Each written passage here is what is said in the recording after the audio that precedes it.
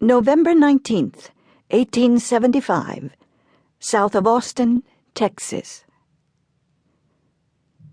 Dust circled like tiny whirlwinds in the shadowy barn as a dozen Texas Rangers saddled horses and prepared to ride. Lewton Paterson, dressed in his best white suit, moved among them, a stranger amid these heroes. As always, he felt alone no matter how many surrounded him, but tonight his solitude was almost suffocating. He told himself he was never brave and had no desire to risk his life for any cause, yet the excitement around him seemed contagious. Rangers were just normal men, he reminded himself. They didn't even wear a uniform, only the dusty, weathered clothes of men born to the wilderness. Lewton matched their height, and probably most of their skills, but he wasn't one of them. He never would be. For Lewt knew his heart. He had never been, nor would ever be, daring. In 28 years he'd seen nothing worth risking his life for, nothing he loved worth dying to protect. If he hadn't found it by now, he never would. For him, life was a game, and the man leaving the table with the most chips won. "Lewt!" Duncan McMurray yelled from 10 feet away. His half-wild horse stomped around the ranger and snorted as Duncan saddled the mount as casually as if they were dancing. "You decide to give up gambling and join us on our quest?"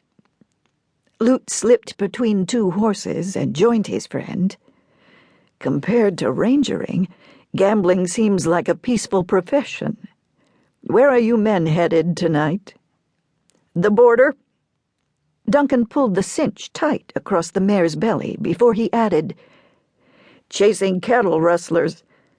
Captain McNally says we'll cross the river tracking them down, even if the army won't. Ranches have lost enough cattle to cowards who run across the border to hide." Lewt shook his head. He'd met the tall, bone-thin Leander McNally. He was just crazy enough to follow outlaws straight into hell, and these men, including Duncan, would ride right beside him. Duncan McMurray was a successful lawyer, like his father, by trade, but a wild kid ran in his blood. "Maybe you should sit this one out, Duncan. You're due to leave at dawn with that load of potential husbands for your cousins. No one expects you to ride with the Rangers every time." Duncan frowned as he strapped on his gear, and Lewt sensed he'd already had this argument with himself. "There's been a change of plans.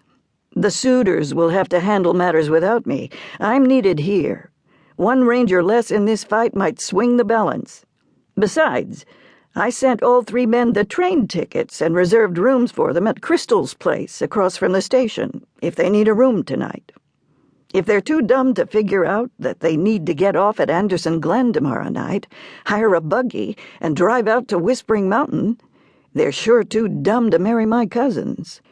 The 3 men coming to court the girls can consider getting there their first test." Lewt laughed. "You don't fool me, Duncan. You hate playing matchmaker. You're running out on the job.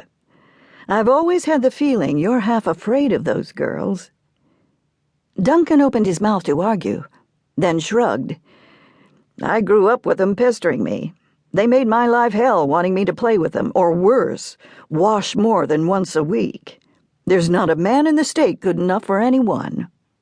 My dad, being a former ranger, will understand why I have to ride tonight. But my Uncle Tegan's bound to throw a fit. I could send out royalty, and he'd still find fault in any man thinking of marrying his little girls." Duncan swore. "Only they're not little girls anymore. All 3 are well on their way to being old maids." "How about letting me go along?" Lewt teased his friend. "I wouldn't mind a chance to marry into one of the finest families in Texas."